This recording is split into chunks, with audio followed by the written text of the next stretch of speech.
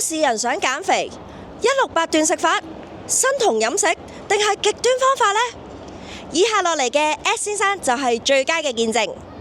S 先生你好啊，請問你可唔可以透露下呢？當時你最重嘅體重係有幾磅啊？都有190磅。年紀輕輕，搞咩增加體重得咁犀利啊？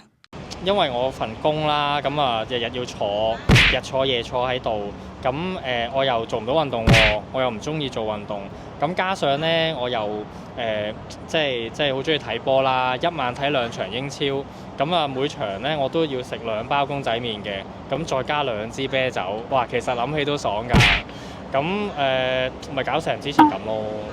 咁你幾時先知自己呢個習慣係唔好嘅呢？其實我公司咧就好好嘅，咁每年咧都會有啲 body check 提供俾我哋。咁我有一年啊，終於鼓起勇氣咧，就去做呢個身體檢查啦。哇！唔 check 就由止可，一 check 就去做 body check 啦，咁啊要照超聲波啦。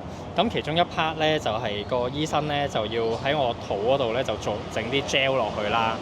咁咧佢就越整越大力喎。咁我痛啦，我就問佢：哇，係咪要咁大力㗎？咁好痛喎！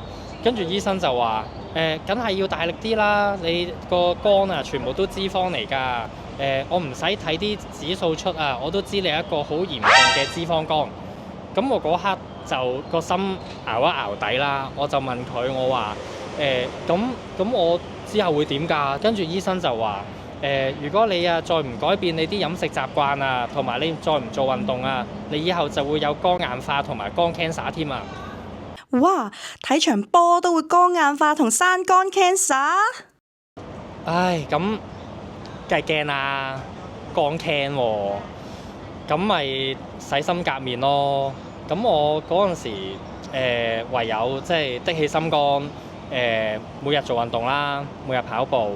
同埋嗰啲公仔麵，我由嗰一日開始我就冇再食啦嚇。咁咩牛腩飯啊、咖喱啊嗰啲，我啲汁我盡量都唔撈啦。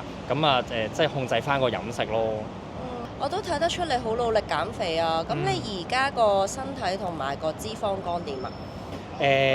即係都講真啦，過咗咁耐啦，咁啊我體重咧都而家就150磅啦，脂肪肝咧都搣甩埋，而家變成健康肝。